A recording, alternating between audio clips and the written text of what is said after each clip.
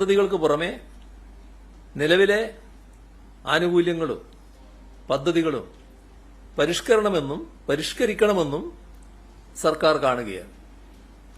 സമൂഹത്തിലെ സാമ്പത്തികമായും സാമൂഹികമായും പിന്നോക്കം നിൽക്കുന്ന അശരണരും നിരാലംബരുമായവർക്ക് കൈത്താങ്ങുന്ന നിലക്കാണ് സർക്കാർ സാമൂഹ്യ സുരക്ഷാ പെൻഷൻ നൽകുന്നത്. സാമൂഹ്യ സുരക്ഷാ പെൻഷനുകൾ, ക്ഷേമനിധി ബോർഡ് പെൻഷനുകൾ, സർക്കസ്, അവശ കലാകാര പെൻഷനുകൾ എന്നിവ നിലവിൽ പ്രതിമാസം 1600 രൂപയാണ്. ഈ തുക മുടക്കം കൂടാതെ ജനങ്ങളിലേക്ക് എത്തിക്കുക എന്നത് വളരെ പ്രയാസകരമായ ദൗത്യമാണ്. അത് മുടങ്ങാതെ നിറവേറ്റാൻ അതീവ ശ്രദ്ധയും ജാഗ്രതയുമാണ് സർക്കാർ പുലർത്തിയത്. ഒരു ഗഡു പോലും അനിശ്ചിതമായി കുടിശ്ശികയാകാതിരിക്കാൻ ശ്രദ്ധിച്ചു. ഏത് പ്രതിസന്ധി വന്നാലും പെൻഷൻ തുക നൽകുമെന്ന് ദൃഢനിശ്ചയമെടുത്തു.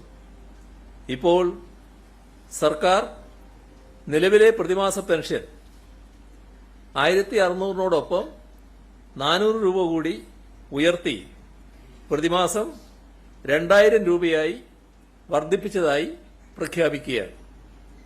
പ്രതിവർഷം 2000 രൂപ മാസം പ്രതി കൊടുക്കുമ്പോൾ പ്രതിവർഷം ഏകദേശം 13,000 കോടി രൂപയാണ് ഈ ക്ഷേമ പെൻഷൻ വിതരണത്തിനായി സർക്കാർ നീക്കിവെക്കുന്നത്.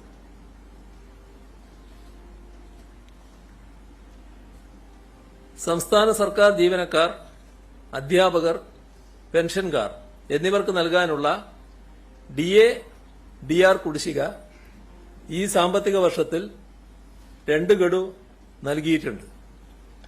കോവിഡ് കാലത്തെ സാമ്പത്തിക പ്രതിസന്ധികൾക്കിടയിലും പ്രഖ്യാപിച്ച മെച്ചപ്പെട്ട ശമ്പള പരിഷ്കരണത്തിന്റെ ആനുകൂല്യങ്ങൾ ലഭ്യമാക്കാൻ സർക്കാരിന് കഴിഞ്ഞിട്ടുണ്ട്. ഈ സാമ്പത്തിക വർഷം തന്നെ 1 ഗഡു DA, DR കൂടി അനുവദിക്കുന്നതായി പ്രഖ്യാപിക്കുകയാണ്.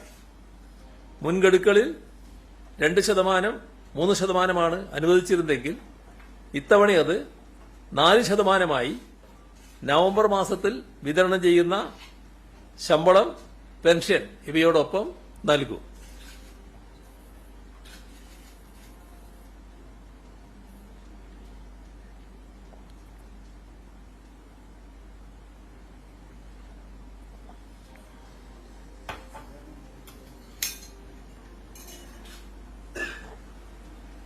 സംസ്ഥാന സർക്കാർ ജീവനക്കാരുടെ 11ാം ശമ്പള പരിഷ്കരണ കുടിശ്ശികയുടെ 1ഉം 2ഉം ഗഡുക്കൾ ഈ വർഷം നൽകിയിട്ടുണ്ട്.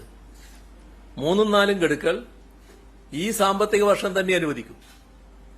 2006 ഏപ്രിൽ 1 ശേഷം ഈ കുടിശ്ശിക തുക PF ലയിപ്പിക്കുന്നതാണ്. PF ഇല്ലാത്തവർക്ക് പണമായി 2026 ഏപ്രിൽ 1 ശേഷം നൽകും. അംഗൻവാടി വർക്കർമാരുടെയും ഹെൽപ്പർമാരുടെയും പ്രതിമാസ ഓണറേറിയം 1000 രൂപ വീതം വർദ്ധിപ്പിക്കുന്നതായി പ്രഖ്യാപിക്കുന്നു. 66,240 പേർക്ക് ഇതിന്റെ പ്രയോജനം ലഭിക്കും. 1000 രൂപ വീതം